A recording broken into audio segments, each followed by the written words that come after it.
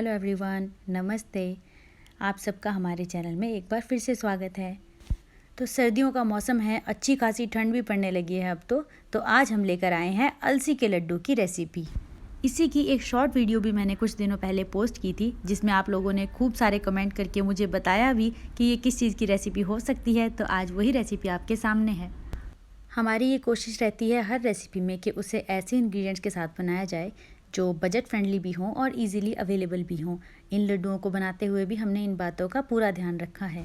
इन्हें बनाना भी बहुत आसान है और इन्हें स्टोर करके एयर टाइट कंटेनर में भर के 2 से 3 महीने पूरी सर्दियाँ आप आराम से इसे एंजॉय भी कर सकते हैं। सर्दी का मौसम है तो ये जल्दी से ख़राब भी नहीं होते। तो चलो फिर इन्हें बनाना शुरू करते हैं। अलसी की पिन्नियाँ बनाने के लिए हमने यहाँ पे आधा किलो अलसी ली है, साथ में आधा किलो मोटा पिसा हुआ आटा लिया है। बारीक आटा इसमें बिल्कुल भी ऐड ना करें। साथ में हमने आधा किलो ही गुड़ ले लिया है, जिसे हम मीठे की तरह यूज़ करेंगे। अगर आपको ज़्यादा मीठा पसंद है तो आप इसे थोड़ा सा इसकी क्वांटिटी को बढ़ा भी सकते हैं। साथ में 150 ग्राम देसी गाय के दूध से बना हुआ घी ले लिया है और देसी गाय के दूध से ही बना हुआ 150 ग्राम मावा भी ले लिया है हमने। साथ में मैंने लिया है 50 ग्राम गोंद, ये मार्केट में कहीं भी इजीली आपको मिल जाएगा। साथ में लिया है 50 ग्राम काजू, 50 ग्राम किशमिश और 50 ग्राम बादाम। इन सबको रिप्लेस करके आप मूंगफली का भी यहाँ पे यूज़ कर सकते हैं। तो अलसी के लड्डू बनाने के लिए हमें सबसे पहले इसके जो भी हमारे पास ड्राई इंग्रेडिएंट्स हैं, जैसे अलसी है या जो भी ड्राई फ्रूट्स हम इसमें ऐड करेंगे, उन्हें हमें हल्का रोस्ट कर लेना है। तो यहाँ पे मैंने मोटे तले की एक कढ़ाई गैस पे रख दी है। इसे मैं लो मीडियम फ्लेम पे रखूँगी। मीडियम से ज़्यादा नहीं, लेकिन बिल्कुल लो भी नहीं। मीडियम से कम और लो से थोड़ा सा ज़्यादा, उसे कहते हैं लो मीडियम फ्लेम पे। तो यहाँ पे मैंने ये आधा किलो अलसी ली है, इसे मैंने कढ़ाई में डाल दिया है और इसे मैं लगातार चलाती जाऊँगी और अच्छे से रोस्ट कर लूँगी। ऐसा करने से इसके फ्लेवर्स बहुत ज़्यादा एनहांस हो जाते हैं, तो ये करना बहुत ज़रूरी है। इसे पीसना भी आसान हो जाएगा और टेस्ट भी बहुत ज़्यादा बढ़ जाता है। ये जो पटाखे की तरह फूटने की आवाज़ आ रही है ना, ये अलसी चटकने लगी है। इसे लगातार इसी तरह से मिक्स करते जाएंगे और इस तरह चटक चटक के इसका हर दाना फूल जाना चाहिए। इसे चलाना बिल्कुल भी ना छोड़ें, नहीं तो ज़रा से भी ये नीचे लग गई या जल गई तो फिर इसका कड़वा टेस्ट आएगा और लड्डुओं का टेस्ट बिल्कुल ख़राब हो जाएगा। इसीलिए इसे लगातार इसी तरह से मिक्स करते जाएं। ये स्टेप बहुत ही ज़्यादा ज़रूरी है, इसे आप बिल्कुल ध्यान से करें। और हाँ, अगर आप फर्स्ट टाइम कुकिंग कर रहे हैं या फिर आपको इस तरह से किसी चीज़ को भूनने का एक्सपीरियंस नहीं है, तो आप फ्लेम को बिल्कुल लो रखें, लेकिन तब भी आप इसको लगातार मिक्स करते जाएं ताकि ये हर तरफ से इक्वली भुन भी जाए और ये जले भी नहीं। जब अलसी के चटकने की आवाज़ बिल्कुल कम हो जाए या फिर हर दाना इस तरह से फूल कर मोटा हो जाए तो आप समझ जाइए अलसी भुन चुकी है। अब इसे निकाल कर किसी एक बर्तन में अलग से रख देंगे और थोड़ा सा नॉर्मल टेम्परेचर पे आने देंगे। तब तक हम उसी बर्तन में थोड़ा सा घी ले लेते हैं। तो यहाँ 3 टेबलस्पून घी मैंने ऐड कर दिया है। उसमें हमें गोंद को रोस्ट कर लेना है। जो घी बच जाएगा उसमें हम बाकी की चीज़ों को रोस्ट कर लेंगे। तो ये मैंने गोंद डाल दिया और इसे एक बार अच्छी तरह से चलाते जाएंगे, क्योंकि गोंद एकदम से फूलने लगता है। आप देख सकते हैं। फ्लेम को यहाँ पे लो मीडियम ही रखें, हाई फ्लेम बिल्कुल भी ना करें। तो गोंद देखिए किस तरह से फूलने लगा है। इस हर एक दाने को अच्छी तरह से रोस्ट हो जाने तक हमें वेट करना है, फूल जाने तक हमें वेट करना है। रोस्ट का मतलब ये नहीं है कि इसका कलर ही चेंज हो जाए, बस इसे अलट पलट करके कच्चा ना रहे और फूल जाए, बस इतना ही से रोस्ट करना है। तो ये देखिए गोंद की खील जैसी बन चुकी है। ये प्रोसेस बहुत जल्दी हो जाता है, 2 मिनट ही लगते हैं, इससे ज़्यादा टाइम नहीं लगता। तो बस अब हम इसे निकाल कर एक तरफ रख लेंगे। गोंद रोस्ट हो चुका है, इससे ज़्यादा हमें इसे नहीं पकाना। इस लड्डुओं में आप गोंद को बिल्कुल भी स्किप मत करना। ड्राई फ्रूट्स को स्किप कर सकते हैं, उसकी जगह जो क्रंच मिलेगा आपको वो गोंद से मिल जाएगा। गोंद को जब हम घी में भून लेते हैं तो इसकी तासीर गर्म हो जाती है, इसीलिए इसे विंटर स्पेशल लड्डू की रेसिपी में ऐड किया गया है। तो आप इस बात का ज़रूर ध्यान रखें, इसे बिल्कुल स्किप ना करें। ये बहुत ही सस्ता और ईजिली अवेलेबल हो जाता है मार्केट से, आपको कहीं पर भी आसानी से मिल जाएगा। अब हम गरम गरम ही इस गोंद को क्रश करके रख लेंगे। किसी भी चीज़ से क्रश कर सकते हैं। मेरे पास ये पोटैटो मैशर था तो मैंने इससे दबाकर इसे अच्छी तरह से क्रश करके यूज़ किया है। बहुत ज़्यादा पाउडर भी नहीं बनाना, लेकिन थोड़ा मोटे टुकड़ों में रखेंगे। जितना हम ड्राई फ्रूट्स को ऐड करते हैं दरदरा करके, उस तरह से इसे तोड़ देंगे ताकि इसका क्रंच भी पूरा मिले और बहुत ज़्यादा बड़े टुकड़े भी मुँह में ना आएँ।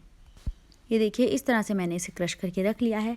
तो चलिए अब हम चलते हैं अगले प्रोसेस की तरफ। उसी कढ़ाई में जो घी बचा था, उसी घी में हम जो काजू बादाम हमने लिए थे उन्हें रोस्ट करके तैयार कर लेंगे।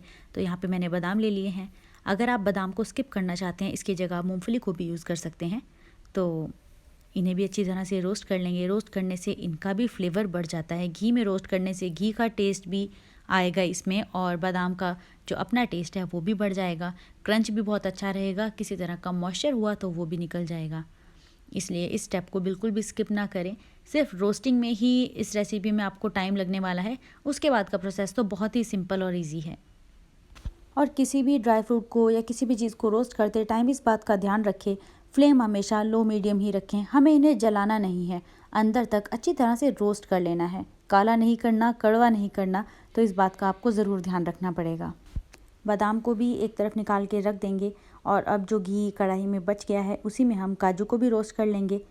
लेकिन आयुर्वेद के हिसाब से काजू उन लोगों को खाने के लिए मना किया जाता है जिन्हें हाई बीपी की प्रॉब्लम है, जिनकी बॉडी में बैड कोलेस्ट्रॉल ऑलरेडी बढ़ा हुआ है। ये उसे और भी ज़्यादा बढ़ा सकते हैं। इसलिए ये जो हेल्दी लड्डू हम बना रहे हैं, इसमें आप काजू को बिल्कुल स्किप कर दीजिए अगर आपके घर में किसी को भी ऐसी कोई प्रॉब्लम है। लेकिन अगर कोई प्रॉब्लम नहीं है तो आप इतनी क्वांटिटी में नट्स लेंगे तो आपको ये फ़ायदा ही करेंगे, नुकसान नहीं। लेकिन बाकी जितने भी इंग्रेडिएंट्स हमने इन लड्डुओं में यूज़ किए हैं वो तो हेल्दी ही हैं। जैसे कि सबसे मेन इंग्रेडिएंट अलसी। अलसी तो आप सब जानते ही होंगे, विटामिन डी की कमी हो, विटामिन B12 हो गया, और ओमेगा 3 फैटी एसिड्स, और कई तरह के न्यूट्रिएंट्स और माइक्रो न्यूट्रिएंट्स। अगर आप इंटरनेट पे सर्च करने बैठेंगे तो अलसी के इतने सारे बेनिफिट्स आपको मिलेंगे, जिसमें से कुछ मैं आपको बता रही हूँ। इन सब चीज़ों की कमियाँ अलसी के बीज से पूरी होती हैं। इसे खाने के बहुत से तरीके हैं। मुझे लगा कि जो एक रेसिपी मेरे माइंड में अभी थी और मैं अपने लिए बना रही थी, वो मैं आप सबके साथ शेयर कर दूं। तो इन लड्डुओं को आप अच्छे से एंजॉय कर सकते हैं। ये एक हेल्दी ट्रीट होगी। तो बाकी का जो घी बचा था उस सारे घी को भी हम इस कढ़ाई में डाल लेंगे, और फिर हम इसमें आटा भूनेंगे। बस ये 2 चम्मच के करीब घी मैंने बचा के रख लिया। अगर बाद में ज़रूरत पड़ेगी तो हम इसे यूज़ कर सकते हैं। तो अब हमें इसमें आटे को भून लेना है। यहाँ पे भी हम मीडियम लो फ्लेम पे ही इसे लगातार मिक्स करते जाएंगे और फिर भून लेंगे। आटा जब भी आप लेंगे तो आपको इसका ज़रूर ध्यान रखना है कि ये आटा बिल्कुल बारीक ना हो, नहीं तो जो लड्डू आप बनाएंगे वो आपके मुंह में तलवे पे चिपकने लगेंगे और वो आपको खाने में बिल्कुल मज़ा नहीं आएगा, वो चिपके चिपके से बनेंगे। इसलिए यहाँ पे दरदरा आटा, मोटा आटा, चाहे आप कहकर पिसवा लीजिए या पिसा पिसाया कहीं मिल जाए तो आप वो ले लीजिए, लेकिन मोटे आटे के ही लड्डू बनाए जाते हैं। अगर आप चाहते हैं तो इस आटे की जगह चावल का आटा भी आप यहाँ पे यूज़ कर सकते हैं, मोटा बेसन भी आप यहाँ पे यूज़ कर सकते हैं, लेकिन जो भी यूज़ करें उसे दरदरा ही रखवाएं, बिल्कुल बारीक ना रखवाएं। अभी मुझे लग रहा है कि आटे में घी थोड़ा कम है, तो जो घी हमने साइड में बचा के रखा था उसे भी हम इसके अंदर डाल देंगे, और इसी तरह से मिलाते हुए आटे को भून कर तैयार कर लेंगे। आटे का कलर चेंज हो जाने तक और बहुत ही अच्छी खुशबू आने तक इसे भून कर रखना है। और घी का यहाँ पे कोई अल्टरनेटिव नहीं है। घी भी हमने गाय का घी यूज़ किया है यहाँ पे, इसका कोई भी अल्टरनेटिव नहीं है। अगर आप हेल्दी लड्डू बनाना चाहते हैं तो गाय का ही घी यूज़ करें। आटे को भूनते हुए करीब 10-12 मिनट हो चुके हैं और ये अच्छी तरह से भुनकर तैयार हो गया है। इसका कलर और टेक्स्चर आप देख सकते हैं। घी हमने ज़्यादा ऐड किया था तो इसने थोड़ा थोड़ा घी भी छोड़ना शुरू कर दिया है, और इसकी जो खुशबू पूरे घर में फैल रही है उससे भी पता चल जाता है कि आटा भुन चुका है। अब हम इसमें डालेंगे मीठा। मीठे के लिए यहाँ पे हमने गुड़ को छोटे टुकड़ों में काट कर यूज़ किया है। गुड़ गर्म होता है तासीर में, इसलिए हमने यहाँ पे इसे ऐड किया है। गुड़ की जगह आप शक्कर भी यूज़ कर सकते हैं, लेकिन शक्कर तासीर में ठंडी होती है, तो अगर आपके घर में किसी को एसिडिटी की प्रॉब्लम है, गर्म चीज़ जल्दी से हजम नहीं होती या पित्त बहुत ज़्यादा बढ़ा रहता है, तो आप इसकी जगह शक्कर यूज़ कर सकते हैं। इसकी जगह चीनी ऐड ना करें, उससे टेस्ट भी ख़राब होगा और ये हेल्दी भी नहीं रहेंगे। गुड़ को यहाँ मैंने छोटे टुकड़ों में काट कर यूज़ किया है ताकि उसे घुल जाने में, मिल जाने में आसानी हो जाए। तो बस इसे अच्छी तरह से आटे में मिक्स कर देंगे। फ्लेम को हमने ऑन ही रखा है और गुड़ को अच्छी तरह से आटे में मिल जाने तक हम इसे पका लेंगे। आटा और गुड़ तो अच्छी तरह मिल गए, लेकिन ऐसा करते हुए मुझे एहसास हुआ कि बाकी के इंग्रेडिएंट्स डालने के लिए मेरी कढ़ाई तो छोटी है, तो मैंने इस सारे सामान को किसी बड़े बर्तन में डाल लिया। ये मैंने बड़ा डिब्बा यहाँ पे रख दिया, इसमें सारा मैं ऐड कर दूँगी। इसके बाद हमें बाकी के इंग्रेडिएंट्स भी इसमें डालने हैं, इसलिए आप हो सके तो पहले से ही कोई ऐसा बड़ा बर्तन लें जिसमें सारा सामान एक साथ आ जाए। अब हम इसमें डाल देते हैं अलसी, जिसे हमने भूना था। उसके बाद हमने इसे इस तरह से दरदरा पीस कर तैयार कर लिया है। तो सारी अलसी को हम इसमें डाल देंगे। इसे पीसकर इसका फ्लेवर भी बहुत अच्छा आएगा और खाने में भी आसानी रहती है। अगर इसके बीज साबुत रह जाएं तो वो आसानी से खाए भी नहीं जाते और ना ही उसकी खुशबू फिर लड्डू में आती है। इसलिए इसे दरदरा पीसकर आप तैयार कर लें इसी तरह से और अच्छी तरह से मिला देंगे। तो बस अब हमने जितने भी इंग्रेडिएंट्स इसके तैयार करके रखे थे उन सबको डालकर अच्छी तरह से मिक्स कर देना है।